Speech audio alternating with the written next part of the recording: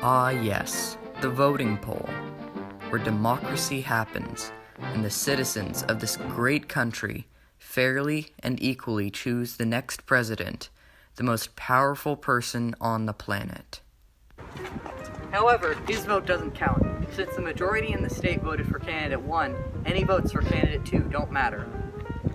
Most people believe that America functions as a perfect democracy, where each vote counts equally to the decisions of the country.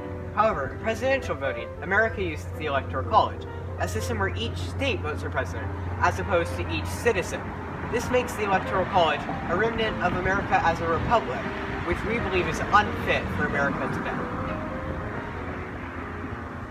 This does nothing but harm, and we believe it should be addressed in the upcoming election. Now, who's in charge of each state? Well, the electors themselves. It all starts by you voting for president.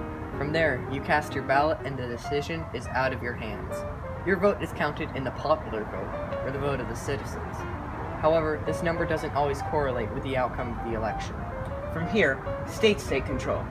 Each state monitors which candidate won the popular vote in their population. Each state has a number of votes loosely based on their population.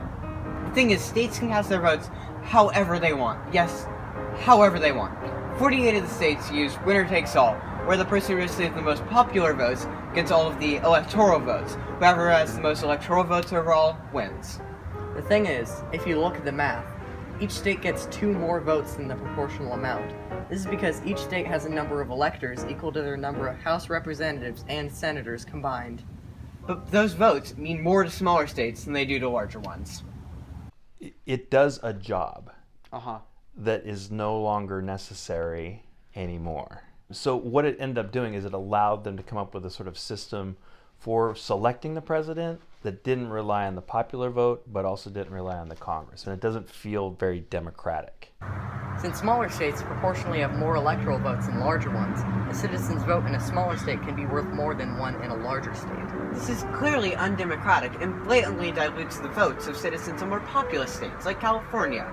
However, the smaller states are stalwart in maintaining their unfair advantage. In fact, California, the most populous state, has 39 million people and only 55 electoral votes, while Wyoming, the least populous state, has only 57,000 people and 3 electoral votes. That means a citizen's vote from Wyoming is 3.6 times more powerful than one from California. The American voting system is blatantly discounting the votes of certain citizens in certain states, and this needs to be addressed.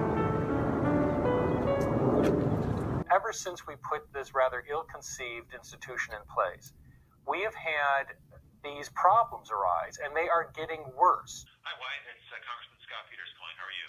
Well, I mean, I think we had anticipated that there would be such disparity between the size of states today. But if we anticipated that back in 1700, we would have made adjustments for it because it's a little bit unfair to states like California. What's happened is that people have won the popular vote and lost the election because smaller states are getting disproportionately represented in the Electoral College. Now, as presented by Roscoe Williamson, eliminating the Electoral College would lead to swing groups instead of swing states. Swing groups would be groups of people who do not trend towards one political party. Such as this, they would become much of the focus of presidential campaigns. If you have popular vote, you wouldn't be talking about swing states, you'd be talking about swing groups. This continues to be a major argument against removing the Electoral College. And it essentially says you have to win the most states. The House of Representatives was meant to represent the people. The Senate was meant to represent the states. And the president was in fact a combination of that. There are many ways in which the Electoral College can be resolved. Scott Peters proposed a solution in which larger states would be broken into smaller ones. However, that would lead to an arms race in which each state would be divided up into smaller states to obtain the minimal amount of population required to have 3 electoral votes. Instead, smaller states could conglomerate into larger ones to have enough population. Smaller states would never agree to this, though. These massive states would be clashing groups of wildly different political ideologies whose borders were decided arbitrarily, like the Middle East and Central Asia, 2 groups wrought with violence and poverty. The only solution seems to be abolishing the Electoral College. Smaller states would never surrender their unjust advantage, though.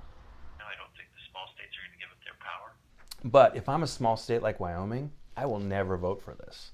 Why do we have this thing which sometimes gives us someone who's apparently the wrong winner? And by wrong winner, I mean sometimes you have someone who gets more votes in the national popular vote than they do in the Electoral College. I don't think that of all the things you could change about the rules in the game of the American political process, the Electoral College, I think, is pretty low priority.